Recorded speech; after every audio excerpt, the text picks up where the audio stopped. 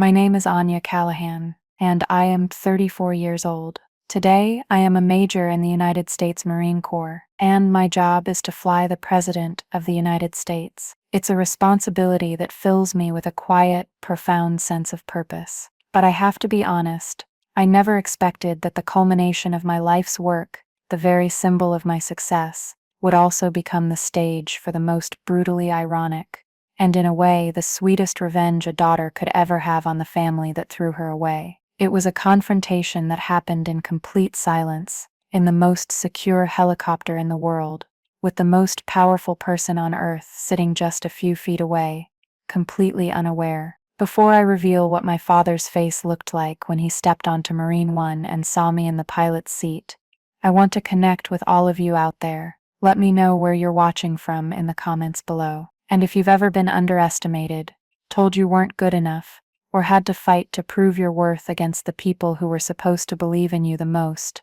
hit that like button so I know I'm not alone. And for anyone new here, make sure you subscribe, because this is a community for people who understand that sometimes the deepest cuts come from the ones we call family, and the greatest strength comes from healing those wounds ourselves. My story doesn't begin in the cockpit of a helicopter, but in the suffocatingly polished rooms of a house in Georgetown. The Callahan house wasn't just a home, it was a stage. Every dinner party was a political fundraiser in disguise, every family gathering a strategic planning session. My father, Arthur Callahan, was the star of this perpetual show. When I was a child, he was a charismatic congressman, a rising force in the Patriot Party, a man whose ambition was a tangible presence in our lives, as real and as unyielding as the marble columns on our front porch. He was a man who demanded loyalty, conformity, and above all, a perfect public image.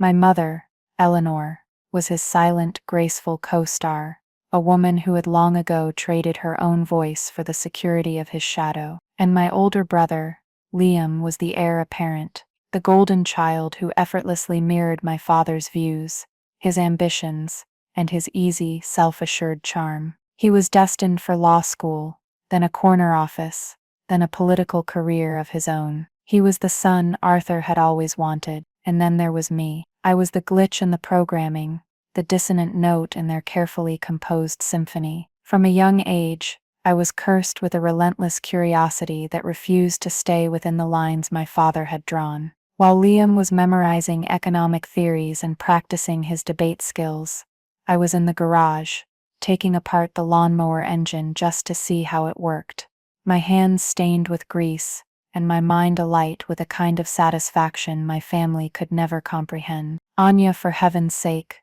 my father would say, his voice thick with a disappointment that felt like a physical weight. "That's not befitting of a young lady. Go read a book, or better yet, go help your mother address the invitations for the senator's luncheon." The implication was always clear. My interests were not just different, they were wrong, they were inconvenient, they were an embarrassment. The real sin, however, was not my mechanical aptitude, but my ideological deviation. Our family's political beliefs were not a matter for discussion, they were scripture. The Patriot Party platform was recited like a creed at our dinner table. It was about tradition, uncompromising strength, and a rigid social order. My father spoke of the world in stark blacks and whites, heroes and villains, patriots and traitors, but I saw shades of gray everywhere. I saw them in the books my grandfather, my mother's father, had given me before he passed away. He was a man my father rarely spoke of, a former Marine who had served as an enlisted man in Vietnam, a gritty, hard-working mechanic who smelled of oil and honesty. To my father, a man who moved in circles of inherited wealth and Ivy League degrees, my grandfather was a crude footnote in my mother's history, a connection to a class of people he purported to represent but secretly despised. To me, my grandfather was a hero. He had taught me how to use a wrench, how to listen to the language of an engine, and how to think for myself. "Never let a man in a fancy suit tell you what your own eyes see, Annie girl," he'd told me once, his rough hand covering mine. "Your conscience is your only true commander." I carried his words like a secret compass. When I was 15, my father was hosting a lavish dinner party for a key party donor, a titan of the fossil fuel industry. The air was thick with cigar smoke and self-congratulation as they discussed a new piece of legislation my father was sponsoring, one that would deregulate environmental protections to fast-track a pipeline. I had just finished a science project on the fragility of river ecosystems, and the hypocrisy in the room was a bitter taste in my mouth. I was supposed to be a silent, smiling fixture, refilling wine glasses and looking pretty, but my grandfather's voice was in my ear. I waited for a lull in the conversation, my heart hammering against my ribs. "Dad," I said, my voice sounding small but clear in the sudden quiet. "What about the watershed contamination? The studies show that pipelines like this have a 99% chance of leaking within a decade. That would poison the drinking water for thousands of people." The silence that followed was absolute. Every eye in the room turned to me. The donor chuckled, a condescending, dismissive sound, but my father didn't laugh. His face, which had been a mask of warm hospitality, turned to stone. His eyes were chips of ice. He smiled a tight, dangerous smile. "My daughter Anya," he said to the room, his voice dangerously smooth. "She has a flair for the dramatic, a bleeding heart, I'm afraid. It's a phase we're hoping she'll outgrow." He then turned to me, and though his voice remained low, it was laced with steel. "Anya, the adults are speaking. You are excused." I felt my face burn with a shame so hot it brought tears to my eyes. I fled the room, the sound of their resumed, dismissive laughter chasing me up the stairs. Later that night, he came to my room. He didn't yell. He was worse. He was cold. "You did not just disagree with me, Anya. You publicly humiliated me. You armed my opponents. You do not understand the world you live in. And until you do, you will keep your naive, childish opinions to yourself. Is that understood?" It wasn't a question.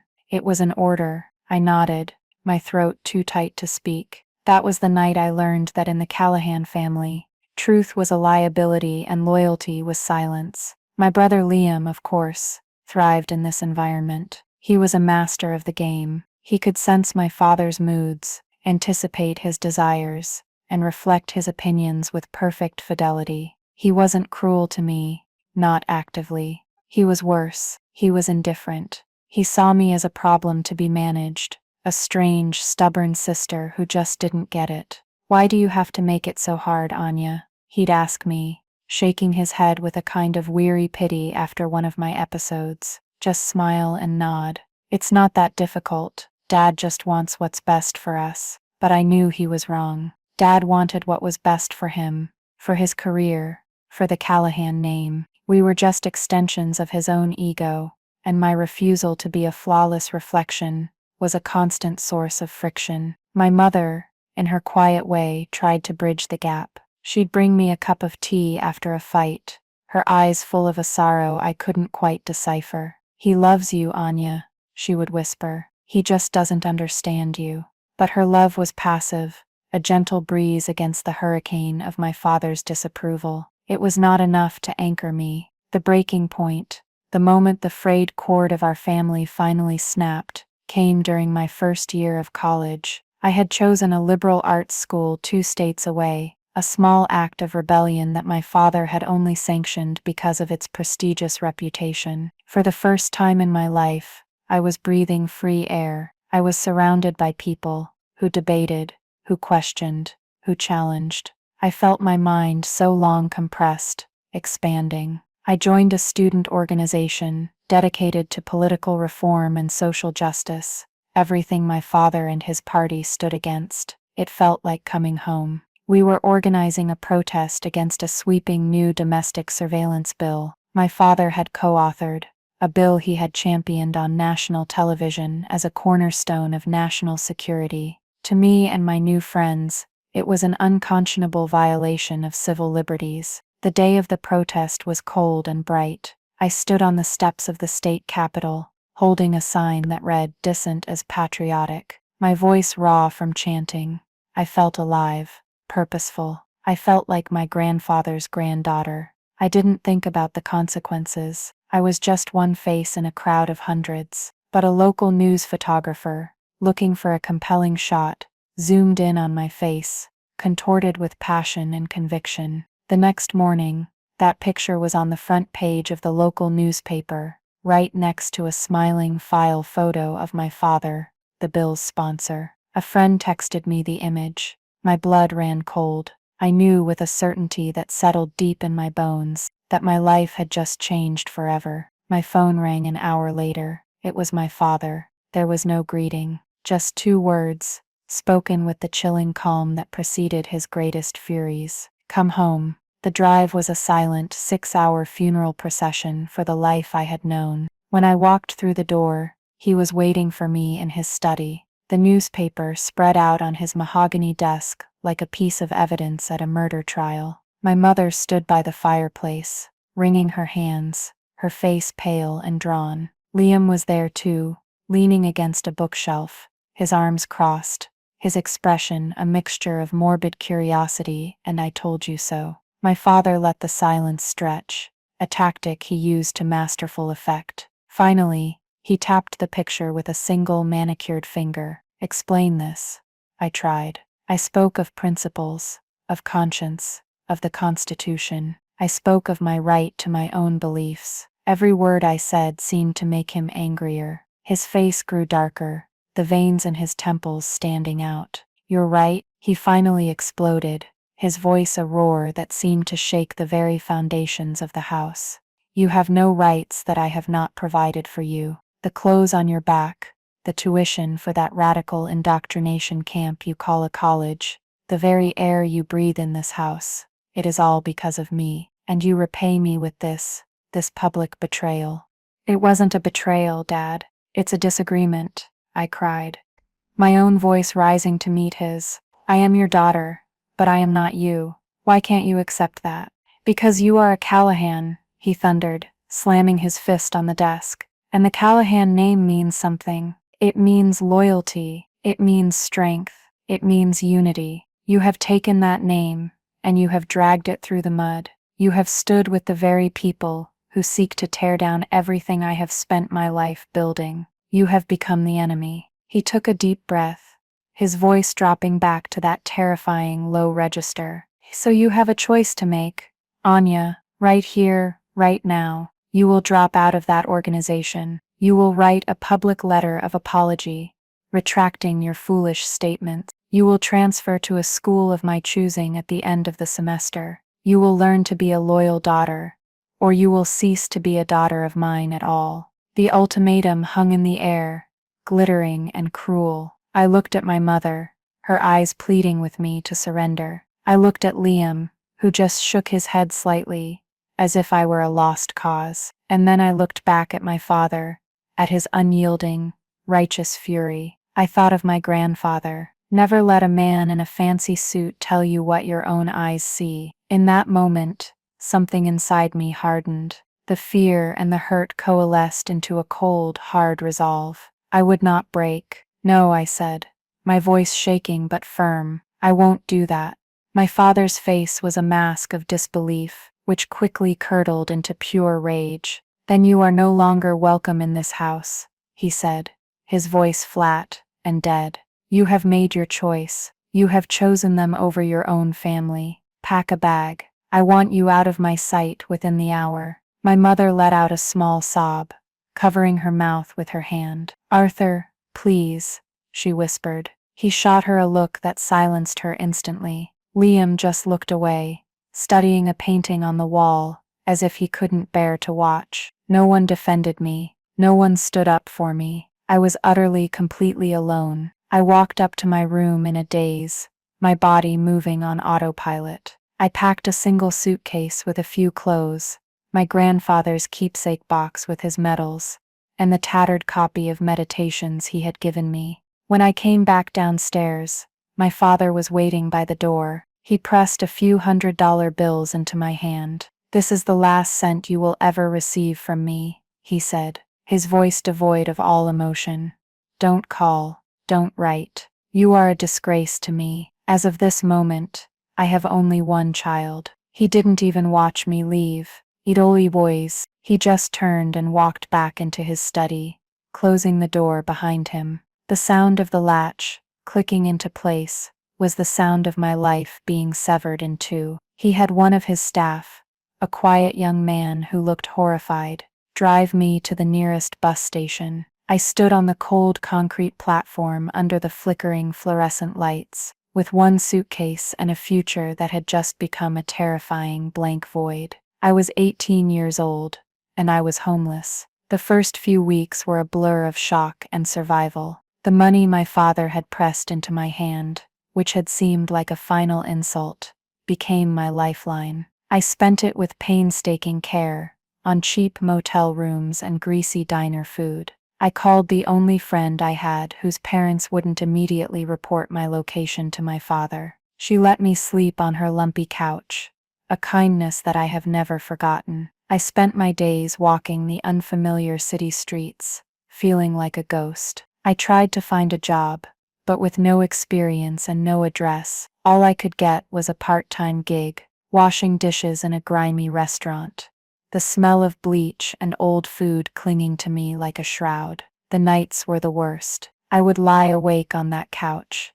The sounds of the city outside, and the full weight of what had happened would crash down on me. I had been surgically removed from my own life, my family, my home, my education, my future, all gone. A part of me, a small, terrified part, whispered that I should just call them, apologize, beg for forgiveness, crawl back and accept the terms of my surrender. I even picked up the phone once, my thumb hovering over Liam's number. But then my eyes would fall on my suitcase in the corner, and I would think of the little wooden box inside. I would think of my grandfather's calloused hands, his honest eyes. Your conscience is your only true commander. I would put the phone down, my shame replaced by a renewed, if fragile, sense of resolve. I had lost everything, but I still had that. I still had myself. One particularly bleak afternoon, I was walking aimlessly,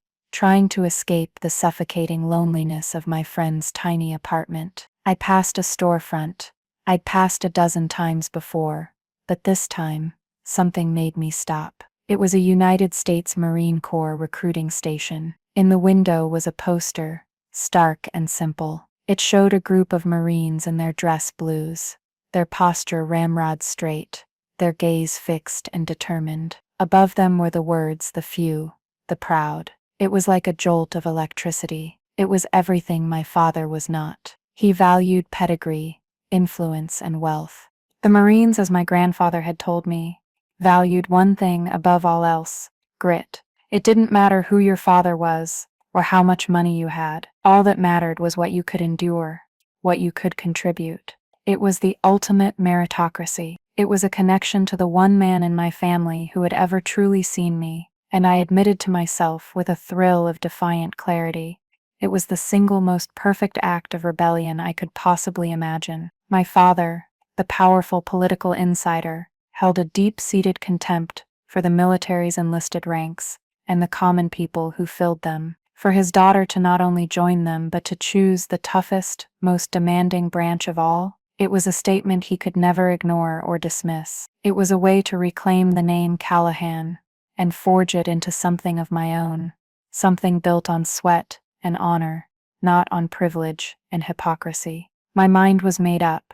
I pushed open the glass door and walked inside, the little bell above it chiming the start of my new life. The reality of Marine Corps recruit training at Paris Island was more brutal and more transformative than I could have ever imagined. It was a world stripped of all individuality. They took my name and gave me a new one, Recruit Callahan. They took my civilian clothes, my hair, my last vestiges of ego. The humid, salt marsh air was thick with the constant sound of drill instructors screaming, their voices like sandpaper on raw nerves. Every day was a relentless cycle of physical exertion and mental conditioning, designed to break us down and rebuild us into something stronger, something unified.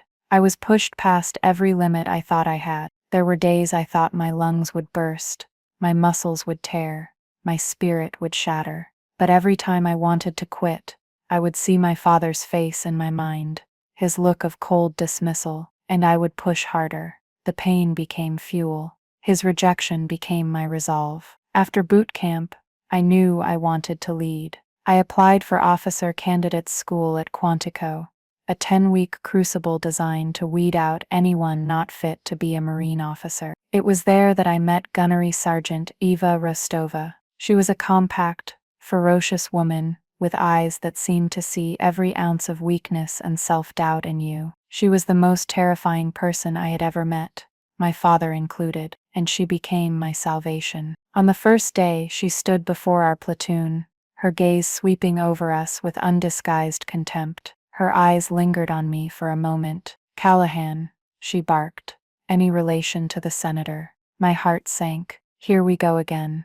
He is my father, Gunnery Sergeant," I said, my voice ramrod straight. She walked right up to me until we were inches apart. "I don't care if your father is the King of England," she snarled, her voice a low growl. "Your last name means nothing here. Your political connections mean nothing here. Your trust fund means nothing here. The only thing that matters is your sweat, your integrity, and your willingness to put the Marine next to you before yourself. You will be held to a higher standard, not a lower one. Do you understand me, candidate?" "Yes, Gunnery Sergeant," I yelled until my throat was raw. Gunny Rostova rode me harder than anyone. She seemed to have a sixth sense for when I was at my breaking point, and that's when she would push me even further. During a brutal endurance course, navigating through miles of freezing mud and obstacles, I fell, my ankle twisting beneath me. The pain was sharp and blinding. I thought, "This is it. I'm done." I lay there for a moment, defeated.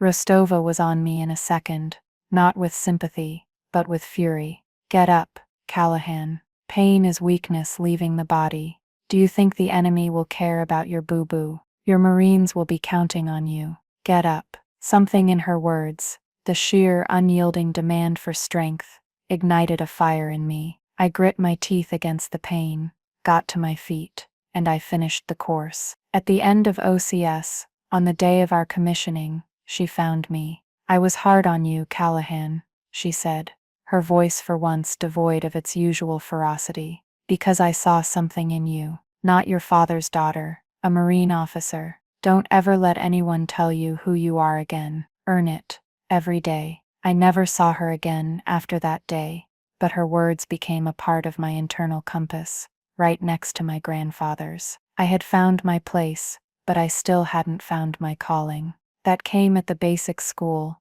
where newly commissioned officers are exposed to different military occupational specialties. When I saw the helicopters, the Cobras and the Hueys, I was mesmerized. It was the perfect marriage of my two worlds, the mechanical complexity my grandfather had taught me to love, and the disciplined service the Corps had instilled in me. I knew, with absolute certainty, that I wanted to fly. The path was long and arduous. Flight school in Pensacola, Florida, was an academic and emotional pressure cooker. The failure rate was notoriously high. We spent grueling hours in simulators, in classrooms studying aerodynamics and navigation, and finally, in the air. My first solo flight was a revelation. As I lifted off the ground, the earth falling away beneath me, I felt a sense of freedom and control that I had never experienced before. Up there in the sky, there were no politics, no family expectations, no past. There was only the machine, the mission, and my own skill. It was pure. My primary flight instructor was a major named Ben Carter, callsign Clutch. He was a laid-back Texan with a sharp mind and an uncanny ability to read his students. He saw my natural aptitude for flying, but he also saw the chip on my shoulder, the unrelenting drive that bordered on self-punishment. He pushed me on technique, but he also taught me to trust myself, to fly with feel and instinct, not just with rigid precision. "Flying's like dancing, Callahan," he told me after a particularly smooth landing. "You can know all the steps, but if you ain't got the rhythm, you're just stomping on your partner's feet. Relax. You've earned your place in this cockpit." One of my fellow student pilots, a quiet young lieutenant named Sam, was struggling. He was brilliant academically, but tense and mechanical in the air. The instructors were on the verge of washing him out. I saw the same panic and fear in his eyes that I had felt so many times myself. Remembering Gunny Rostova's words, I started spending my evenings with him, not just tutoring him on procedures, but talking him through his fear. We'd sit in a grounded training helicopter for hours, going through the motions until they became second nature, until he could feel the machine instead of just thinking about it. He passed his next check ride, and the one after that. He made it. It was a small thing, but it felt like a bigger victory than any of my own accomplishments. I was becoming the kind of leader I'd always needed.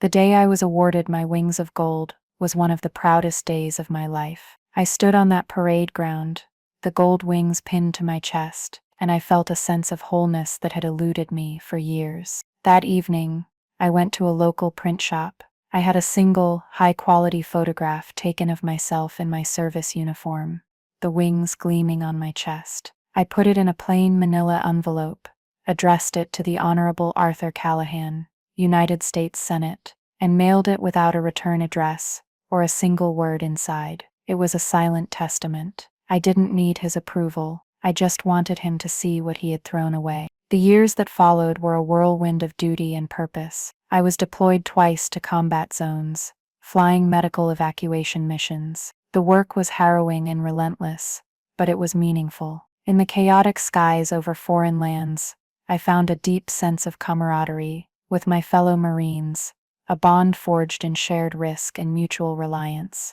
This was my family now, a family defined by action and loyalty, not by blood and expectation. I rarely thought of my father or Liam. They were ghosts from another life. I heard through the grapevine that my father's career continued its upward trajectory. He had become a fixture in Washington, a powerful voice in his party, a man who commanded respect and fear. I felt nothing. His world was no longer my own. My skills as a pilot, my cool head under pressure, and my leadership record did not go unnoticed. After my second tour, I received a set of orders that made my breath catch in my throat. I had been selected for Marine Helicopter Squadron 1, HMX-1, the Nighthawks, the squadron responsible for transporting the President of the United States. It was the highest honor a Marine aviator could achieve, a posting reserved for the absolute best of the best. The screening process was intense, a deep dive into every corner of my life. I knew they would see my family history,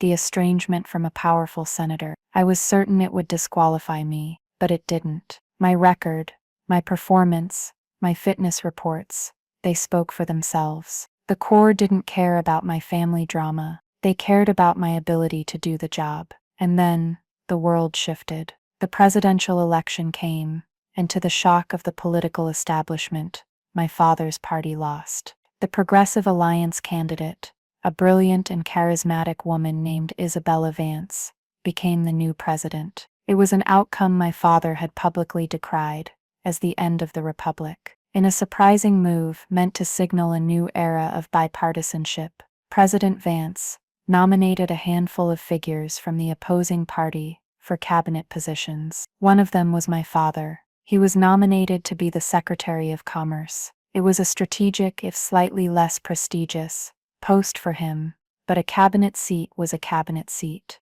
The irony was so thick I could have choked on it. The man who had built his career on ideological purity was now going to serve a president he openly despised. I had been with HMX-1 for 2 years, had flown President Vance dozens of times, and had earned her trust and respect. My co-pilot on many of these flights was none other than Ben Clutch Carter, now a fellow major and a close friend. He was one of the few people in the world who knew my whole story. One Tuesday morning, we got the flight schedule for the week, a routine flight to Andrews Air Force Base. The passenger manifest listed 2 names, President Isabella Vance, and for the first time, the new Secretary of Commerce, Arthur Callahan. Ben looked over at me from the mission planning table, his eyebrows raised. "Well, hell," he said softly. "Talk about a family reunion." My stomach twisted into a knot of 100 different emotions.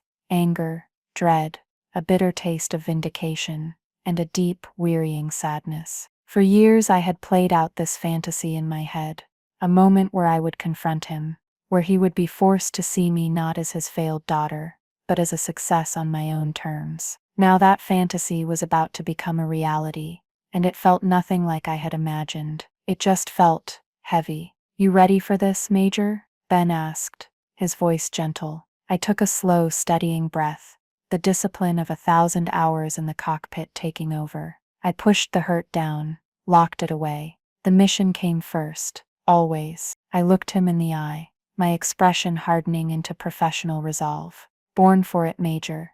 The day arrived, gray and overcast.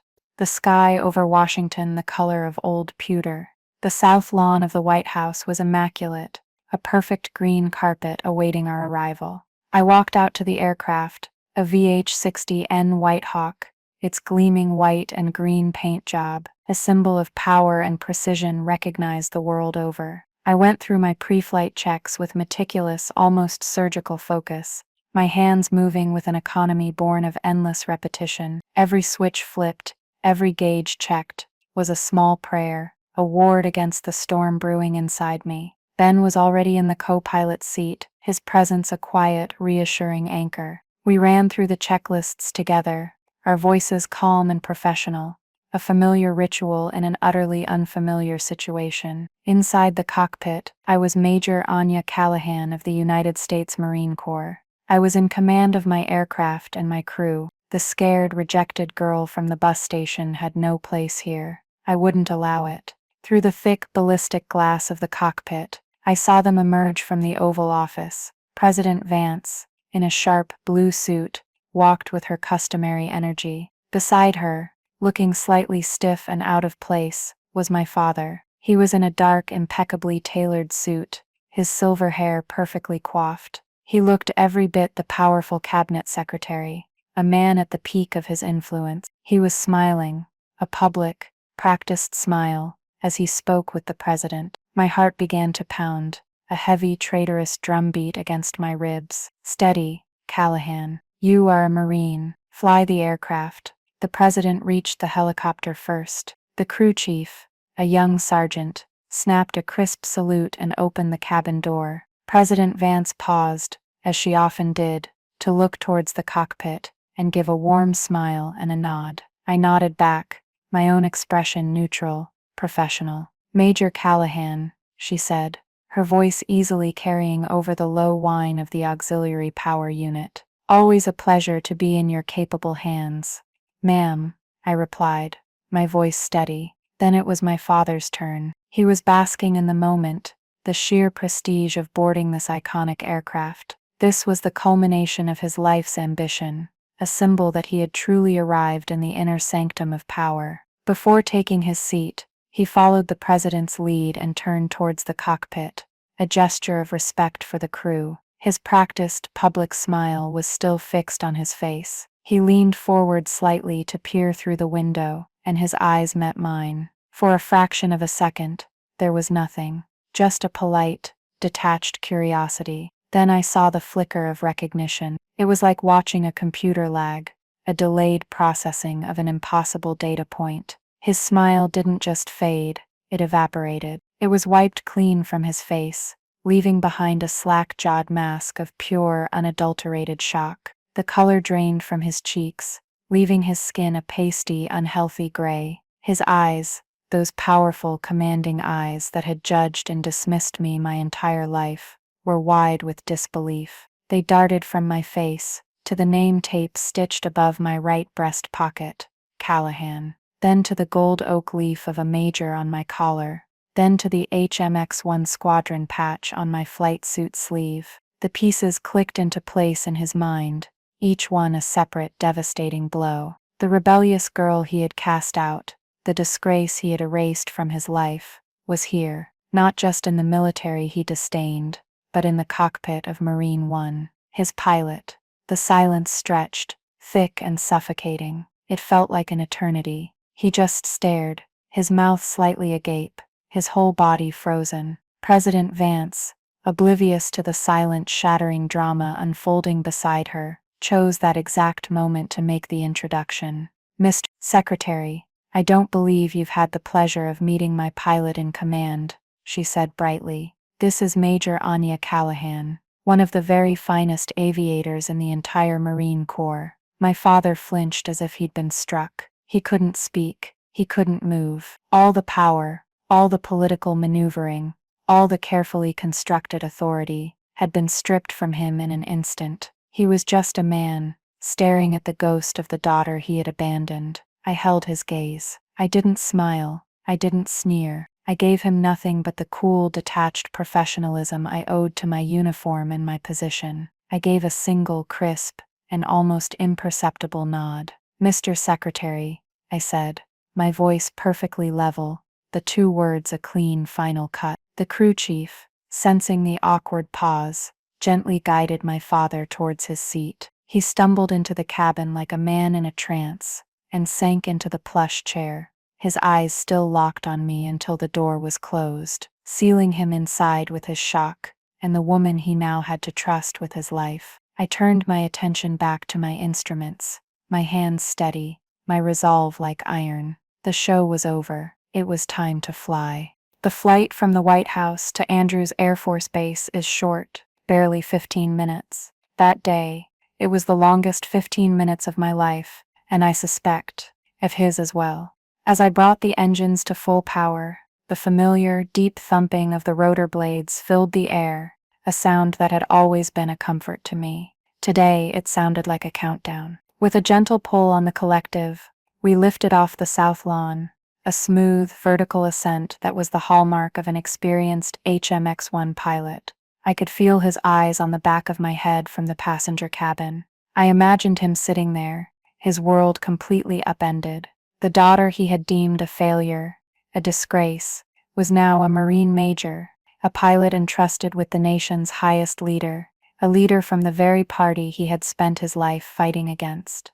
The layers of irony were staggering. I kept my focus locked on the mission, my voice a calm, steady presence on the internal comms system as I coordinated with Ben and the crew. "Cabin secure," I said, my voice betraying none of the turmoil inside. "Airspeed is alive. Gear is up. Proceeding on course." Beneath the veneer of professional calm, my mind was a raging sea. I replayed our last conversation, his final cutting words. "You are a disgrace to me. As of this moment, I have only one child, and here I was, his pilot." The bitter vindication I had fantasized about for years tasted like ash in my mouth. There was no joy in his shock, no triumph in his humiliation. There was only a vast, hollow emptiness. The victory I thought I wanted felt profoundly hollow. It was as if I had spent a decade climbing a mountain just to spite someone, only to reach the summit and realize they weren't even watching. The real victory, I was beginning to understand, had happened long ago, in the mud of Quantico, in the skies over Pensacola, in the desperate, life-saving missions overseas. The real victory was the woman I had become in his absence. His reaction, this dramatic, silent confrontation, was nothing more than a postscript. We descended towards Andrews, the sprawling base coming into view. I executed the landing with the same flawless precision I always did, settling the multi-million-dollar aircraft onto the tarmac as gently as a feather. The engines began to spool down. The crew chief opened the door. The official greeting party, a collection of Air Force brass, stood waiting. President Vance deplaned first, pausing at the door to thank the crew as always. Then my father appeared. He looked pale, almost ill. He walked on unsteady legs, his usual confident stride completely gone. As he passed the cockpit, he stopped. He looked at me, his eyes filled with a bewildering cocktail of emotions I couldn't begin to name. Shock, confusion, maybe even a flicker of fear, and something else, something I had never seen in his eyes before.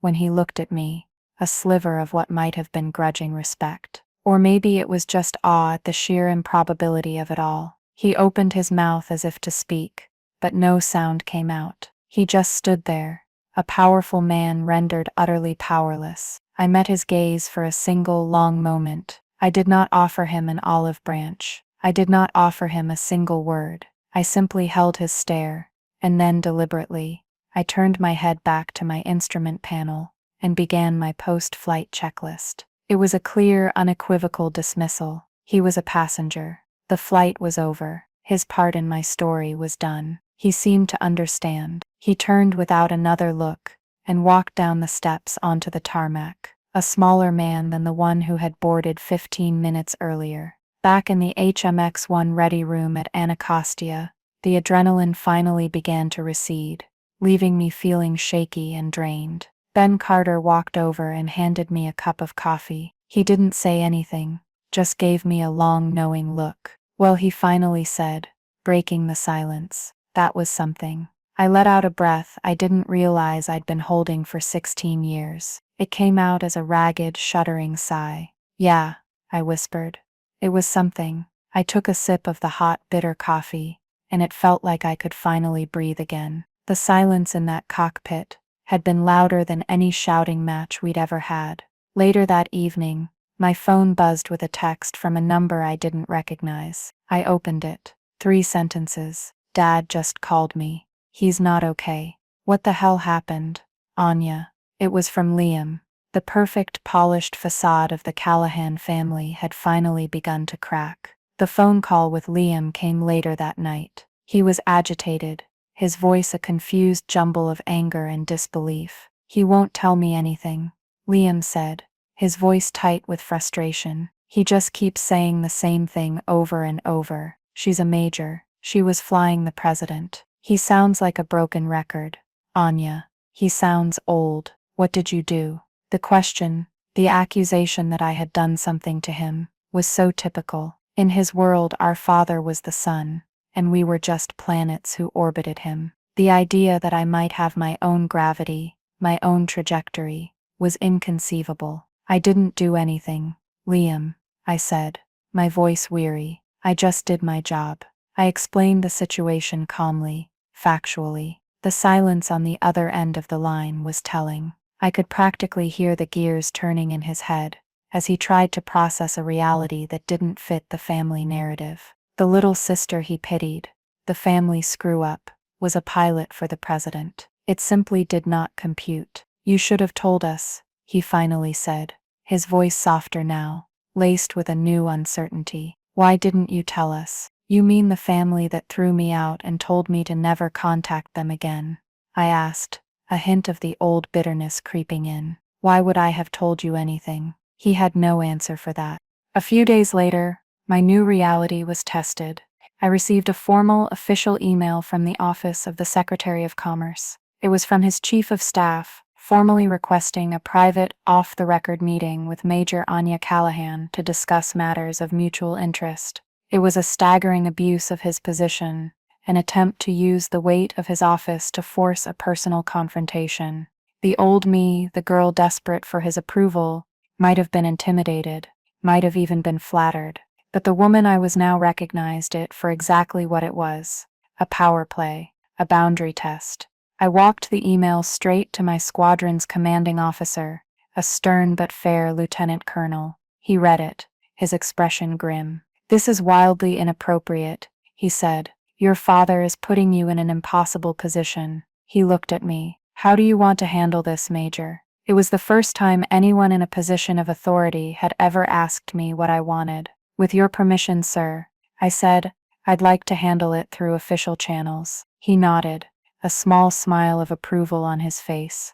Good answer. My reply, drafted with the help of the squadron's legal officer, was polite, professional, and unyielding. It stated that Major Callahan's duties with HMX-1 did not permit private meetings with cabinet members outside of official, mission-related functions, and respectfully declined the request. I sent it, and I felt a profound sense of peace. I had built a wall of professionalism around myself, and it was a fortress he could not breach. His next attempt came a week later. This time it was a personal email, sent from a private account to an old university email of mine he must have dug up. The tone was completely different. It was stilted, awkward, stripped of all its usual authority. It was the voice of a man who had lost his footing. He wrote that he had been unaware of my career path, and that he was, to his surprise, immensely proud.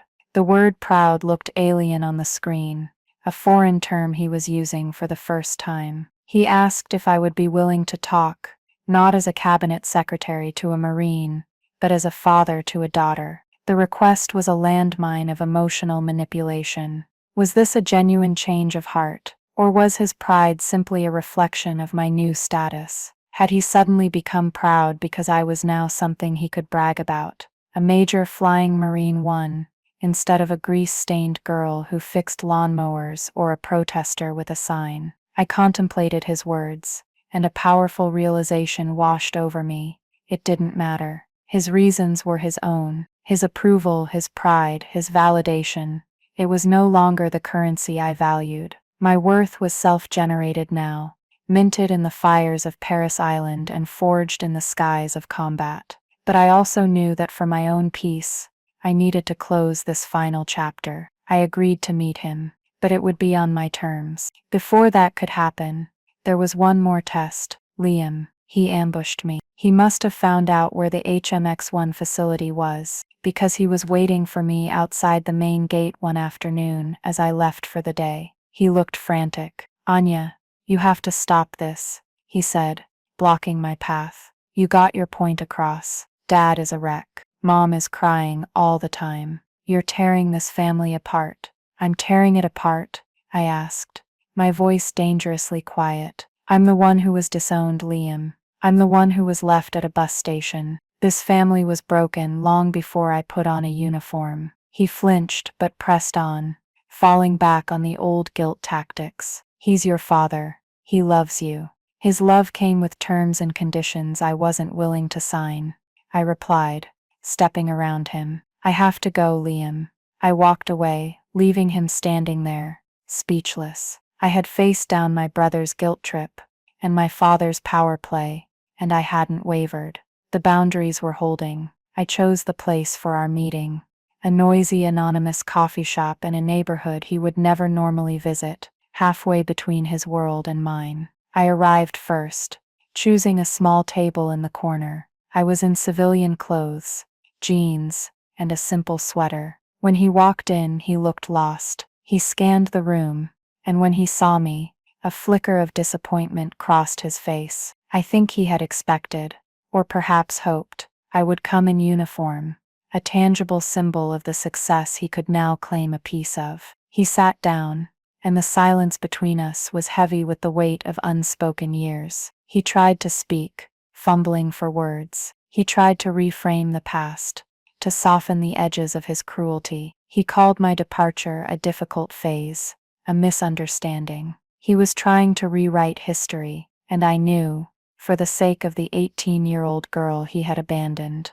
I could not let him. "Dad," I said, my voice gentle but firm. "It wasn't a misunderstanding. You told me I was a disgrace. You told me you only had one child. You had me driven to a bus station, and you cut me out of your life. Those are the facts. I'm not angry anymore, but we have to start with the truth." The truth hit him like a physical blow. He sagged in his chair, the last of his bluster deflating. For the first time in my life, I saw my father not as a tyrant or a monster, but as a flawed, limited man, a man whose ego and ambition had cost him his own daughter. We talked for an hour. He didn't truly apologize, not in the way that would have mattered 16 years ago, but he listened, and I spoke my truth, not for him, but for me. When we left, there was no hug, no tearful reunion, just a quiet, mutual understanding that the past could not be changed, but the future could be different. We were not the close, loving family of his political brochures, and we never would be, but we were, perhaps, at a new beginning. In the end, the greatest irony of my life is that my father, in his effort to cast me out, was the very person who set me free. His rejection was the catalyst that forced me to build a life of my own, a life of substance and honor that I never would have found in his shadow. The validation I had craved from him for so long turned out to be a hollow prize. The real reward was the journey itself, the discovery of my own strength, my own purpose, and my own chosen family in the bonds of the Marine Corps. His seeing me in that cockpit wasn't the end of the story. It was just the moment he was finally forced to read the cover of a book I had already written myself, And that brings us to today. What I've learned through all of this is that your value is inherent. It is not granted to you by your parents, your family, or your last name. It's something you forge yourself in the choices you make when you are tested. Sometimes the people who believe in you the least are the ones who inadvertently give you the most powerful motivation to succeed. Now, I want to hear from you. Have you ever been profoundly underestimated or had to prove your worth to people who should have known it all along? Share your story in the comments below, because our experiences have power, especially when we share them. Don't forget to like this video if my story resonated with you, and please subscribe to the channel to become part of this amazing community. Remember that true family is defined by love, respect, and unwavering support, not just by blood. Thank you so much for joining me and for listening to my journey. I wish all of you the strength to fly your own course, no matter who is trying to keep you on the ground.